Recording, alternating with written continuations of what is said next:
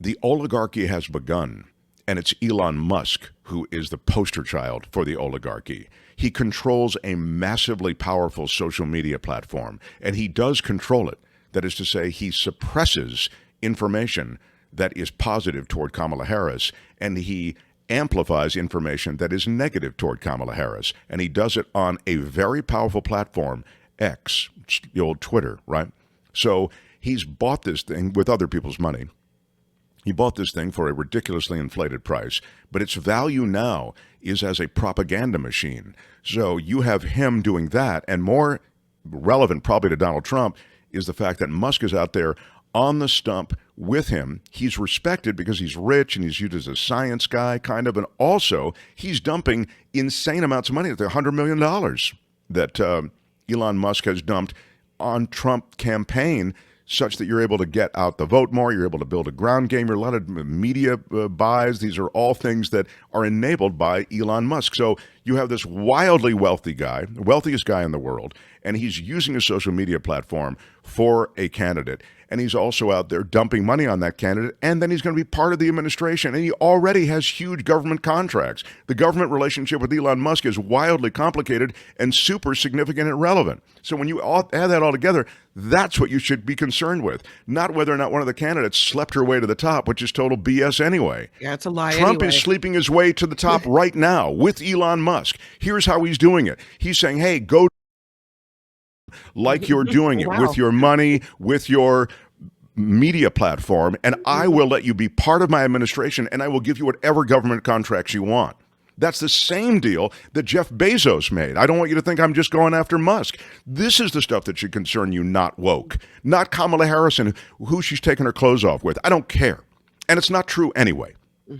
But the idea somehow that Bezos and his Washington Post, they do away with endorsing a candidate because Bezos apparently had a meeting with Trump, during which time they talked about his Blue Origin company and the fact that there might be more Blue Origin contracts in the future.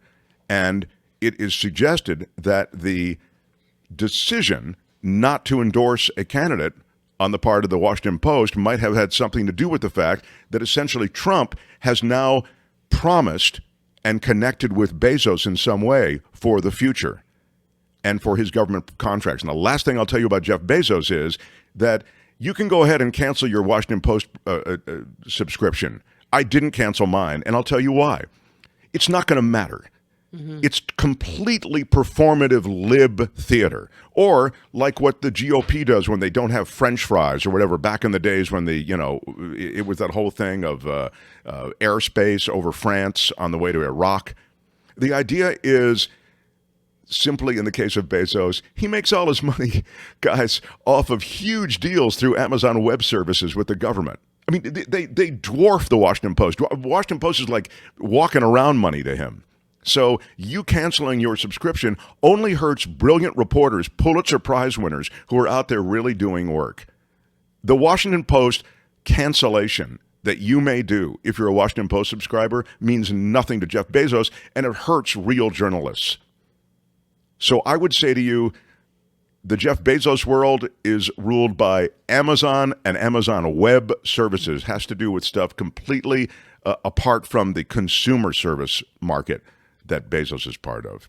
And Osborne from the great country of Norway writes, when Donald gets to be dictator, he will call in the oligarchs and have them sign over their wealth. They are fools to support him.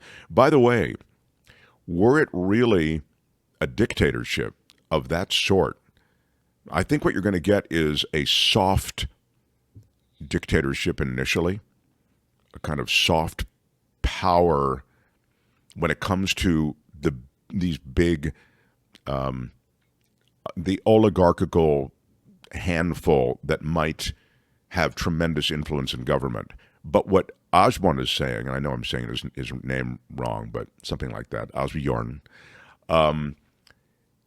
I think he's not wrong that in a traditional arrangement where you have a rising dictator, the idea that you would somehow take their money or get a piece of their business, it's pretty well Wasn't that established. communism? Right. So this is why the communist Marxist labels do not apply to a Kamala Harris or to Like any kind all of the money goes to Democrat. the state, right? Goes to Exactly. yeah. Yeah.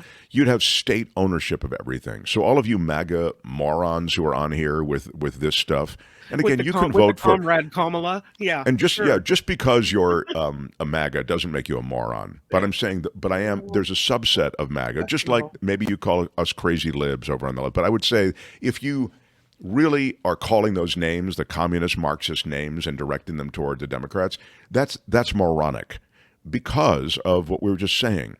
Real Marxism, real communism starts with, is foundationally about government owning the means of production. It's one of the earliest things stipulated in the Communist Manifesto or any other writings or even experiential evidence that you can find from communist Marxist regimes. That's what happens, because the thinking is that the government is the people, and the people should own the means of production. That is the Marxist communist way. So when you call her a communist, you're saying she believes that the government, the people, should take over the means of production. Oil companies, municipal power production, energy companies of all types, communication companies. The government owns all of them. Okay? That's true dictatorship, and it's true communism and fascism. It's what you will find in China, and you'll find it in North Korea. You'll find it in Russia. This is the governmental setup, if you want to look at it this way, the leadership that Donald Trump envies. He said he envies it. Then you get to a Viktor Orban. Orban is in Hungary. That is a soft dictatorship. You don't quite have the sort of, it's not like China, all right, with control over the people. But you have the, sorry? Rules with he said he likes China. He likes Xi Jinping ruling with an iron fist. He said, this guy's great. Look at what he does. 1.4 billion people, he says, whatever. And they're all ruled with an iron fist. And he loves that Xi got laws changed so that he could be president for life. This is what he said to Joe Rogan. Right, wow. Right. Anyway, I mean, and that makes life a lot easier if you're the leader. I guess. But if you look at Hungary, they went after and they jailed political enemies. They also, the opposition leadership, even those who were involved in communications, that is to say, if you want to think of them as the on-air people, like, the Lester Holtz of the world, they even jailed some of them. So in Hungary, you see it. Orban has taken, they went through the universities. They got rid of a lot of university programs that they felt were not friendly toward the new Hungarian regime. So all of that is going on under Viktor Orban. Erdogan is another one in Turkey. So you see a rising new class of dictatorship worldwide, and Trump would like to be part of it. And apparently there's an appetite in America for Trump to be part of it. I'm a law and order lib. I'm a tree hugger, but I believe in law and order in a strong way. So I do think you can have a mix of all sorts of policies. I think Kamala Harris, to be honest, is a pretty mainstream Democrat. I don't see her as having a radical bone in her body. Look, she's on a stage with Liz Cheney. I mean, are you kidding me? What more evidence do you need that this woman is, this person is trying to attack toward the center to try to mirror the kind of, it would seem, general attitudes that the population has, or that the electorate has, toward politics. They're kind of center left is the country we live in. Hi, it's Mark, and I thought that was great. Hit the notification bell. You'll know whenever there's a new video being dropped, and please subscribe to our channel to help us save the universe.